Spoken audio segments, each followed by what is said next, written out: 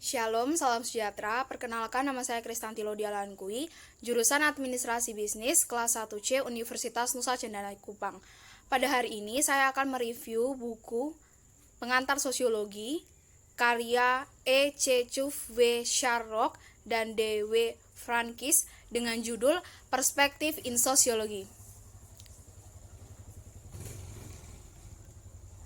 Karya filsuf Marxis Prancis Louis Althusser sangat penting dalam meningkatkan pengaruh pemikiran sosial Eropa di Inggris dan Amerika Serikat.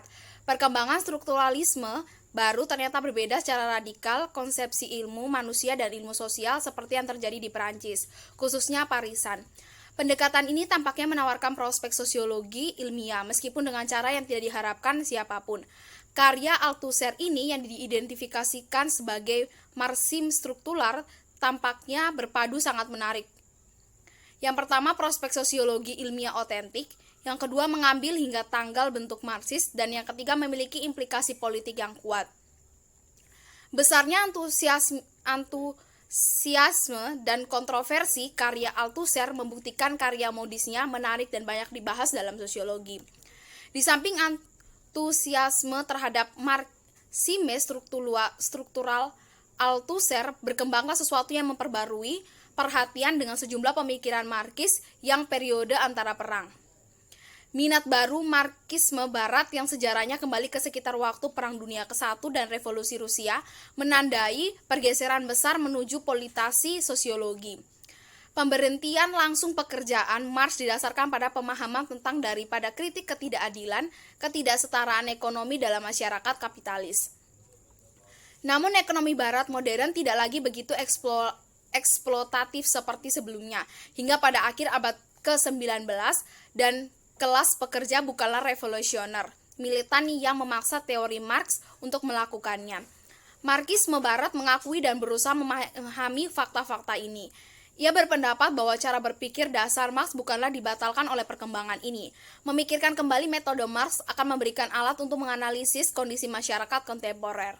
Banyak upaya perbedaan untuk pemikiran ulang dibuat dalam dan kebanyakan dari mereka menekankan perlunya mengembangkan teori Marx ini karena lebih ke arah kritik terhadap budaya masyarakat kapitalis. Masyarakat kapitalis mendominasi dan menekankan kelas pekerja melalui kontrol sektoral budaya, melalui kontrol langsungnya kekuatan ekonomi dan politik. Itu melalui manipulasi ideologis dan membentuk keinginan dan keyakinan anggota bahwa kapitalisme mampu membujuk massa yang sangat besar dari populasi bahwa mereka senang dan puas. Meskipun pada kenyataannya, kesenangan yang dibawa di kehidupan adalah dangkal dan tidak autentik dibandingkan dengan itu yang mungkin ada di bawah tatanan kehidupan yang berbeda dan yang diizinkan oleh kapitalisme. Sejak untayan khusus dalam Marxisme Barat, inilah yang paling berpengaruh dalam perkembangan sosiologi pada periode pasca 90-an. Oleh karena itu kami memfokuskan perlakuan terhadap berbagai pendekatan yang kami pertimbangkan di bawah ini sehubungan dengan implikasi untuk analisis dan kritik budaya. Demikian kami tekankan sebagai pengaruh yang kuat atas sosiologi, bergerak dari kritik terhadap ketidaksetaraan ekonomi, kebudayaan, dan kombinasi budaya. Bahkan ketika Marxisme Althusser menikmati masa kejayaannya dalam sosiologi Anglo-Amerika, oposisi yang mendalam untuk itu berkembang di pangkalan di Paris, di mana banyak anak murid intelektual kecewa dengan ketidakefektifan politik kaum Marxis di intelektual termasuk Althusser sendiri. Pertentangan ini tidak hanya merangkul Althusser tetapi juga seluruh sekolah strukturalisme yang telah diasosialisasikan dengan generasi pemikir ini. Yang terkemuka di antaranya adalah Michel Foucault dan Jacob Derrida, sama kritisnya terhadap masyarakat barat dan tradisi pemikiran sosialnya, tetapi ingin membuat kasus mereka tanpa bergantung pada doktrin Marx. Mereka terkesan oleh beberapa aspek pemikiran strukturalisme, tetapi meragukan tentang bagian utama lainnya pendekatan, campuran penerimaan dan kritik strukturalisme ini memberi mereka gelar dari post-strukturalis. Cara reaksi mereka terhadap pertama, strukturalisme dan kemudian gagasan sosial ilmu pengetahuan terdiri dari perkembangan utama kedua yang berkontribusi pada pembentukan kembali buku. Tradisi Marxis Barat dan upaya terkait dalam mempolitisasi sosiologi telah mengarah ke cara berpikir di mana masyarakat barat harus dikritik secara dominasi ideologinya.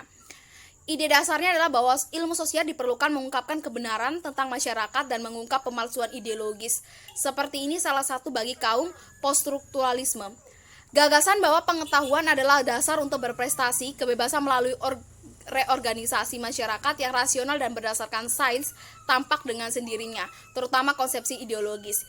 Itu telah diwariskan ke zaman modern dari periode sebelumnya dalam pemikiran barat yang disebut pencerahan, yang biasanya bertanggal ke abad ke-18. Yang menganggap bahwa yang terpenting adalah membebaskan kapasitas manusia, di mana alasan dari dominasi otoritas seperti yang digunakan oleh gereja dan negara. Jadi, akal yang terbebaskan dapat digunakan untuk memperoleh pemahaman yang benar tentang masyarakat dengan cara yang sama sebagai akal telah memperoleh pemahaman tentang alam. Dan kemudian dapat berbalik melawan tradisional otoritas, menggunakan pengetahuan untuk mengatur kembali masyarakat dengan cara yang akan meningkatkan manusia kebebasan secara umum. Advokasi kekuatan nalar berhutang pada banyaknya sebuah pendirian tokoh filsafat modern, contohnya René Descartes, yang juga diwariskan ke pemikiran berikutnya dua konsepsi lainnya. Yang pertama, pemisahan tajam tubuh dan pikiran, akal sebagai aktivitas mental murni, dan diri langsung pengetahuan tentang pikiran dan alasan, yaitu bahwa pemikiran atau pikiran kita terdiri dari kesadaran yang artinya kita sadari, dan karena ia tahu isi dan pikiran dan pemahaman kita sendiri dengan cara kerjanya. Meskipun sangat berpengaruh, kedua gagasan ini seringkali terjadi dipertanyakan, dan serangan hebat terhadap mereka telah diintensifkan dalam argumen baru-baru ini. Ide pencerahan ini kemudian dilihat hanya sebagai bagian dari struktur ideologis masyarakat modern, dan kebutuhan untuk mengungkapkan fakta ini menjadi keharusan utama itu masyarakat modern. Dan kebutuhan untuk mengungkapkan fakta ini menjadi keharusan utama itu kritik terhadap proyek pencerahan untuk mewujudkan kebebasan manusia universal melalui pengetahuan ilmiah menjadi fokus serangan. Daripada masyarakat kapitalis seperti di atas, jadi warisan Marx untuk sosiologi telah ditinjau untuk kedua kalinya. Poststrukturalisme saat ini melihatnya sebagai bagian dari proyek pencerahan bersama dengan Durkheim. Dengan poststrukturalisme saatnya telah tiba untuk sosiologi bersama dengan sains secara lebih umum memiliki teknik mengkritik ideologi atas nama sains berubah dengan sendirinya. Sosiologi harus dikritik sebagai diri mereka sendiri. Hanya ideologis, ide studi sosial dan manusia sebagai ilmu pengetahuan telah dipertanyakan sebelumnya. Tapi pada fase terakhir ini, ilmu ini harus dirawat untuk dipertanyakan yang jauh lebih besar dan lebih intensif dari sebelumnya. Sebenarnya, begitu banyak ujian tersangkut kerat dituding hanya menawarkan sejenis nihilisme, yakni tuntas penolakan negatif terhadap keyakinan saat ini, membuat segala jenis pengetahuan menjadi tidak mungkin dan menghilangkan semua harapan untuk penggunaan pengetahuan teoritis untuk meringankan manusia kondisi, atau disebut dengan kondisi manusia. Konsepsi poststrukturalisme ini tampaknya menyangkal semua kemungkinan yang asli pengetahuan, dan oleh karena itu ilmu dan prefigure referensi ketidakberguna dan pembubaran sosiologi dengan demikian memicu pembicaraan krisis baru-baru ini. Utama kedua, yaitu tujuannya adalah untuk menunjukkan bagaimana keraguan mendalam tentang kemungkinan sosiologi sebenarnya mewakili kelanjutan sosiologi seperti yang selama ini mereka sangat melibatkan membalikan teknik sosiologi yang telah lama dan untuk kritik ideologi melawan sosiologi itu sendiri. Luhmann berupaya untuk menggabungkan teori sistem Parsons dengan teori sistem umumnya sendiri. Itu berasal dari teknik dan konsepsi autopoiesis diambil dari biologi atau lebih tepatnya dari filsafat biologi. Bersama-sama dengan fenomenologi elemen, gagasan Personia tentang sistem mengundang koneksi dengan teori sistem umum untuk pandangan tandingan yang berpendapat bahwa teori sistem umum tidak lebih dari ilmu semu matematis palsu. Teori sistem umum ini mengusulkan bahwa banyak jenis fenomena mengambil bentuk sistem untuk seharusnya ada hukum yang mengacu pada sifat-sifat sistem. Dengan demikian, kalau sudah begitu, maka banyak sifat sistem sosial akan dihasilkan dari fakta bahwa mereka hanyalah sistem, bukanlah sosial sistem. Ide dasar dari teori sistem adalah bahwa sebuah sistem tidak sekompleks di lingkungan karena bagaimanapun lingkungan adalah segala sesuatu yang tidak ada dalam sistem, yaitu segalanya lain. Dan pada kenyataannya, segala sesuatu harus lebih kompleks dari hanya satu item. Bagaimanapun kompleks item itu sebagai sebuah sistem, akibatnya properti sistem harus seperti ini untuk memungkinkan berhubungan dengan lingkungan yang lebih kompleks. Sistem tidak dapat menangani serentak, ia hanya dapat bertahan dengan mengurangi kompleksitas lingkungan yang harus dihadapi.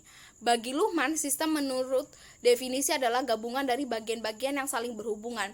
Semua sistem memiliki organisasi internal, tetapi sistem sosial dan psikolog, sekalipun menyesuaikan diri, teori sistem umum berbeda dari sistem mekanis atau organik, karena bagian-bagiannya adalah terhubung melalui makna. Bukan melalui interaksi kasual, yaitu koneksi antara berbagai sistem sosial harus dilalui, harus ada sebagai proses komunikasi.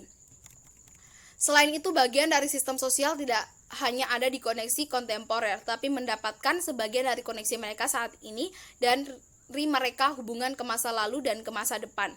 Karena manusia memiliki memori dan pandangan ke depan. Untuk memahami sifat hubungan antara berbagai sistem, seseorang harus mengejar pendekatan fenomenologis, yaitu melihat mereka melalui mata anggota masyarakat.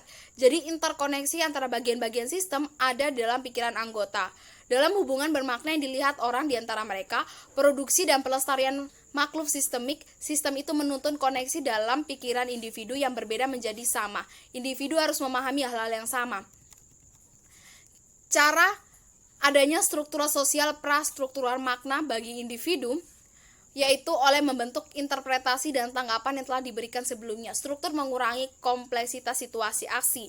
Dua filsuf biologi, Humberto dan Marturda dari Francisco Varela, memiliki pengaruh.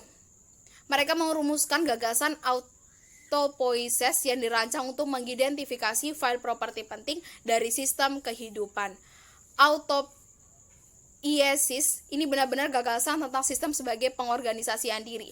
Ini melihat sistem operasi sebagai terlihat hanya dalam memproduksi sistem itu sendiri, membalikkan penting dari pendekatan Parson. Model Parson membayangkan sistem itu di organisasi untuk menopang dirinya sendiri dalam menghadapi sebuah lingkungan eksternal. Sekian dari saya ucapkan terima kasih. Shalom.